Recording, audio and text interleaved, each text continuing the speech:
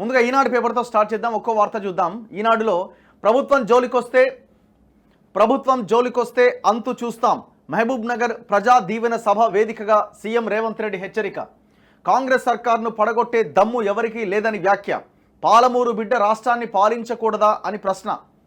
కేంద్రంలోని బీజేపీ ప్రభుత్వం మనకు నిధులు, అవసరమైన అనుమతులు ఇవ్వకపోతే చాకిరేవు పెట్టి చిరిగేదాకా ఉతికే బాధ్యత తీసుకుంటా. ప్రధాని మోదీ రాష్ట్ర అభివృద్ధికి సహకరించకపోతే తెలంగాణే కాదు దేశంలోని అన్ని రాష్ట్రాలు తిరిగి ఆయనకు వ్యతిరేకంగా కొట్లాడతా. కేసీఆర్, మోదీ 10 ఏళ్లు అధికారంలో ఉన్నారు. యువకులకు కొలువులు ఇచ్చారా? పాలమూరు రంగారెడ్డికి జాతీయ హోదా లభించిందా? కల్వకుర్తి, భీమా, నెట్టెంపాడు, సంగంబండ, కోయిల్ సాగర్ ప్రాజెక్టులు పూర్తయ్యాయా? పరిశ్రమలు ఏర్పాటయ్యాయా?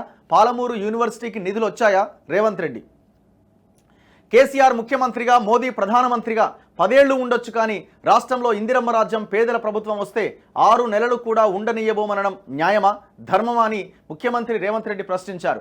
40% ఓట్లతో గెలిచిన ప్రభుత్వాన్ని పడగొడతామని అనడం ప్రజాస్వామ్యానికి, దేశానికి మంచిదా? విఘ్నులు, మేధావులు ఆలోచించాలి. దుర్మార్గమైన రాజకీయాలను పాతరేయాలి. మా ప్రభుత్వాన్ని ఎందుకు పడగొడతామంటున్నారు? పార్టీలను చీల్చడం, ప్రభుత్వాలను పడగొట్టడమే మీ నీతి, జాతి అంటూ కేసీఆర్, మోదీలపై మండిపడ్డారు. పాలమూరు న్యాయయాత్ర ముగింపు సందర్భంగా బుధవారం మహబూబ్ నగర్లో ఏర్పాటు చేసిన ప్రజా దీవెన సభలో సీఎం రేవంత్ రెడ్డి ప్రసంగించారు. రైతు బిడ్డ ముఖ్యమంత్రి కుర్చీలో కూర్చుంటే చూసి ఓర్వలేకపోతున్నారా అని ప్రశ్నించారు. పాలమూరు పేద బిడ్డ ఈ రాష్ట్రాన్ని పాలించకూడదా? ఈ ప్రభుత్వాన్ని పడగొట్టే దమ్ము ఎవరికీ లేదు. మా జోలికొస్తే అంతు చూస్తాం, తోక కత్తిరిస్తాం. పాలమూరు వాళ్ళను ఎవరైనా ముట్టుకోండి, మానవ బాంబులవుతాం అని విరుచుకుపడ్డారు. రాబోయే లోక్సభ ఎన్నికల్లో తెలంగాణలో 14 స్థానాలు గెలుచుకోవాలని, రాహుల్ గాంధీ ప్రధానమంత్రి కావాలని అన్నారు. 2024 నుంచి 2034 వరకు తెలంగాణ గడ్డ మీద కాంగ్రెస్ అధికారంలో ఉంటుందని తెలిపారు. అతిథి మర్యాద మన సంస్కారం అని నమ్మిన, రాష్ట్రానికి నిధులు ఇవ్వాల్సిందే అని, అభివృద్ధికి సహకరించాల్సిందే అని సభాముఖంగా ప్రధాని నరేంద్ర మోదీని అడిగా. మోదీకి ఎందుకు వినతి పత్రాలు ఇచ్చారని కొంతమంది అడుగుతున్నారు. మన ఇంటికి అతిథి వచ్చినప్పుడు మర్యాద ఇవ్వడం మన సంస్కారం అని నమ్మిన.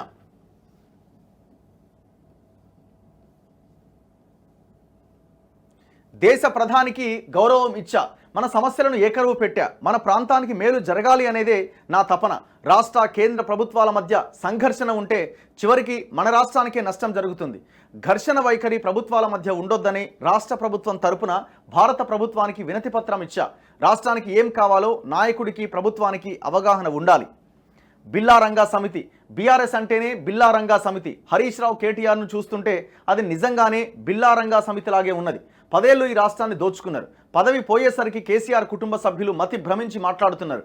ఇక్కడున్న ప్రతి ప్రాజెక్టుకు నీళ్లు ఇవ్వాలని ఉత్తమ్ కుమార్ రెడ్డితో కూర్చొని సమీక్ష జరిపాం. పాలమూరులో విద్య, వైద్యం, ఉద్యోగాలు, ఉపాధి, సాగునీటి కోసం ప్రణాళికా సంఘం వైస్ చైర్మన్ చిన్నారెడ్డి ఆధ్వర్యంలో ప్రత్యేక వ్యవస్థను ఏర్పాటు చేశాం. వేగంగా అనుమతులతో పాటు నిధులు ఇచ్చే బాధ్యత నాది. పాలమూరును దేశంలోనే ఆదర్శ జిల్లాగా మార్చే బాధ్యతను తీసుకుంటా అని రేవంత్ రెడ్డి వివరించారట. స్థానిక సంస్థల ఎమ్మెల్సీ అభ్యర్థిగా జీవన్ రెడ్డి, మహబూబ్ నగర్ స్థానిక సంస్థల ఎమ్మెల్సీ స్థానానికి కాంగ్రెస్ అభ్యర్థిగా మన్నె జీవన్ రెడ్డి అభ్యర్థిత్వాన్ని త్వరలో ఏఐసీసీ ప్రకటించబోతోంది. పాలమూరులో నన్ను గెలిపించినట్టే ఆయన్ని కూడా గెలిపించాలి. జెడ్పీటీసీ సభ్యులు, ఎంపీటీసీ సభ్యులు, కౌన్సిలర్ల కష్టాలు తీర్చి వారి బిల్లులు మంజూరు చేయించే బాధ్యతను జీవన్ రెడ్డి తీసుకుంటారు. ఆయనకు సహకరించే బాధ్యతను నేను చూసుకుంటా. పాలమూరులోని 2 లోక్సభ స్థానాలు గెలిపించాలి.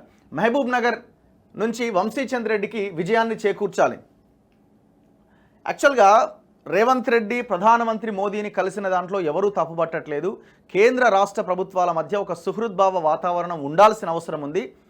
కేసీఆర్ గత 10 సంవత్సరాలుగా లాస్ట్ 5 ఇయర్స్లో అయితే ఏనాడు మోడీ ప్రధానమంత్రి హోదాలో తెలంగాణ రాష్ట్రానికి వచ్చినా కనీసం అభివృద్ధి కార్యక్రమాల్లో కూడా పాల్గొనలే, ఒక్క వినతి పత్రం కూడా ఇవ్వలే. ఆనాడు జనం దుమ్మెత్తిపోసారు, సిగ్గులేదా అని.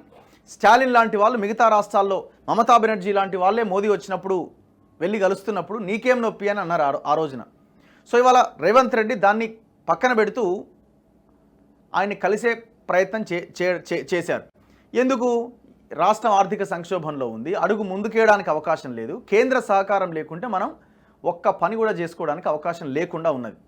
కలిసినాడు బాగానే ఉంది, ఆ విషయంలో ఎవరు తప్పు పట్టట్లేదు. కానీ అక్కడ ఆయన చేసిన వ్యాఖ్యలు కొన్నింటిని తప్పు పడుతున్నారు. పెద్దన్న పాత్ర అంటున్నారు. అది కూడా ఇప్పుడు ఒక దేశానికి ఆయన పెద్దన్నలాగా ఒక పాత్ర పోషించిండు అనడంలో తప్పులేదు, అది కూడా పక్కన పెడదాం. సో ఆయన కొన్ని సీరియస్ కమెంట్స్ చేశారు. 5 ట్రిలియన్ భారత ఆర్థిక వ్యవస్థ, ఇట్లా కొన్ని మోదీ ప్రభుత్వాన్ని పొగిడేటువంటి కొన్ని కమెంట్స్ కొంత ఇబ్బందికరంగా ఉన్నాయన్నది కనబడతా ఉన్నది క్లియర్గా. దాన్ని ఫోకస్ చేయలేదు చాలామంది. సో ఇట్లాంటి విషయాల్లో కొంత జాగ్రత్తగా ఉండాల్సిన అవసరం అయితే కనబడతా ఉన్నది. ఇంకొకటి, ఇప్పుడు ఈయన ఏమంటున్నారంటే ఎంపీటీసీ సభ్యులు కౌన్సిలర్ల కష్టాలు తీర్చి వారి బిల్లులు మంజూరు చేయించే బాధ్యత జీవన్ రెడ్డి తీసుకుంటారు, ఆయనకు సహకరించే బాధ్యత నేను తీసుకుంటా అంటున్నాడు. మీరు ఈ రెడ్డి సామాజిక వర్గానికి చెందిన నేతలని సంరక్షించే బాధ్యతను కూడా ఇప్పుడు మీరే తీసుకున్నట్టు కనబడుతున్నది రేవంత్ రెడ్డి గారు. ఎమ్మెల్సీ జీవన్ రెడ్డి, ఆడ ఎంపీ వంశీచంద్ర రెడ్డి, ఇంకేమైనా ఉంటే వాళ్ళకే ఇచ్చేయి. చాలా దుర్మార్గంగా కనబడుతున్నదండి ఈ విషయంలో మాత్రం. అసలు ఎట్లా, ఏ లెక్కతో, ఏ ఆలోచనతో చేస్తున్నారో. ఎలక్షన్లకి ముందు కూడా ఇలాంటి నిర్ణయాలు మీకు ఎంతవరకు మేలు చేస్తాయో తెలియదు, కానీ ప్రజలు ఎట్లా రిసీవ్ చేసుకుంటున్నారో అర్థం కావట్లేదు. కానీ మరి జనాలు ఏం చేసినా అసలు ఈ అంశాన్నే పట్టించుకోరు. ఈ బీసీలు, ఎస్సీలు, ఎస్టీలు అన్నది లేదు ఓట్లేసే యంత్రాలే అని మీరు అనుకుంటున్నారా? ప్రజలు కూడా అట్లనే భావిస్తున్నారన్న ఆలోచనతో ఉన్నారా? ఎమ్మెల్యే ఎలక్షన్లో వాళ్ళకి అసలు టికెట్లే ఇవ్వకపోతే కదా, అయినా కూడా ఓట్లు వేసారు కదా, ఏముంది అనుకుంటున్నారా? కానీ మీకు భారీ దెబ్బ పడడం అయితే ఖాయంగా కనబడతా ఉన్నది. రేపటి ఎంపీ ఎలక్షన్లో మీకు అంత ఈజీగా ఉండదు మీరు ఇలాంటి నిర్ణయాలు తీసుకుంటూ పోతే. మీరు నిన్న మొన్న ఇచ్చిన పదవుల్లో కూడా అట్లనే ఉన్నదే. ప్రెస్ అకాడమీ చైర్మన్ రెడ్డికే ఇచ్చినారు, టీశాట్ చైర్మన్ ఆయనకే ఇచ్చినారు, ఎవరినో ఢిల్లీలో పనిచేస్తున్న ఒక ఆంధ్రాకి సంబంధించిన ఆయన తెచ్చి పిఆర్ఓగా పెట్టినారు, ఇంకొక ఆయన ఒక కమ్మాయిని తెచ్చి పిఆర్ఓగా పెట్టినారు, ఇంకొక ఆయన తెచ్చి ఇంకేదో పదవి ఇవ్వబోతున్నారు. మొత్తం మీ చుట్టూ మొత్తం వాళ్ళే ఉన్నారు. ఇది నేను ప్రజల కోసం, ఆ వర్గానికి చెందిన ప్రజల గురించి నేను మాట్లాడుతాను. వాళ్ళతో మనకి ఎలాంటి సమస్య లేదు, ఎవరికి ఎలాంటి సమస్య, అందరం కలిసే ఉన్నాం మనం. కానీ కేవలం ఆ కమ్యూనిటీకి సంబంధించిన లీడర్లనే మీరు ప్రోత్సహించడము, వాళ్ళ బాధ్యతను మీరు తీసుకోవడం అన్నది ఇది చాలా దారుణం అండి. 90% పైగా ఈరోజు ఈ రాష్ట్రంలో ఈ బలహీన వర్గాల ప్రజలదే మొదటి స్థానం. వాళ్ళే మీకు ఓట్లేసి గెలిపించినది. పెన్షన్లు ఇవ్వగానే, ఫ్రీ బస్సు ఇవ్వగానే ఇది సరిపోదండి. వాళ్ళ కూడా రాజకీయ చైతన్యం రావాలి కదా, వాళ్ళు కూడా పదవులు అనుభవించాలి కదా. అప్పుడు వాళ్ళ తర్వాత ఇంకొక నాయకత్వం పెంపొందుతుంది కదా. చాలా దారుణంగా ఉన్నది ఈ విషయంలో మాత్రం. అసలు ఏం ఆలోచించట్లే, వన్ సైడెడ్గా నిర్ణయాలు తీసుకుంటున్నారు.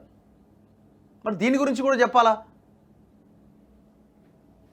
మీరు పిసిసి అధ్యక్షుడిగా ఉన్నప్పుడు ఏ వ్యాఖ్య అయితే చేశారో, కేవలం రెడ్ల చేతిలోనే అధికారం ఉండాలి అన్నదాన్ని ఇప్పుడు మీరు నిరూపిస్తున్నారు. అప్పుడేదో ఓట్ల కోసం మాట్లాడి ఉంటారేమో, ఆ కమ్యూనిటీని దగ్గరకు చేసుకోవాలని, ఎందుకంటే కేసీఆర్ వాళ్ళకే ఎక్కువ పదవులు ఇచ్చి వాళ్ళు దూరం పోకుండా చూస్తున్నాడు అన్న దాంట్లో భాగంగా వాళ్ళని దగ్గరకు చేయడానికి ఏదైనా పొలిటికల్ స్టేట్మెంట్ ఇచ్చినారేమో అనుకున్నాం. కానీ మీరు దాన్ని పర్ఫెక్ట్గా ఇంప్లిమెంట్ చేసుకుంటూ వెళ్తున్నారే. ఇప్పుడు మీరు ఏ ప్రజల్ని అడ్రస్ చేస్తూ మీరు మాట్లాడినారు? మీరు ఇచ్చిన పదవులు ఇవన్నీ కూడా ఎవరికి అనుకూలంగా ఉన్నాయి? ఏమనంటే బట్టి విక్రమార్కకి ఇచ్చినాం, ఈడ దామోదర్ రాజనరసింహకి ఇచ్చినాం, అయిపోయిందా? ఆ 2-3 పదవులు ఇవ్వగానే అయిపోయిందా?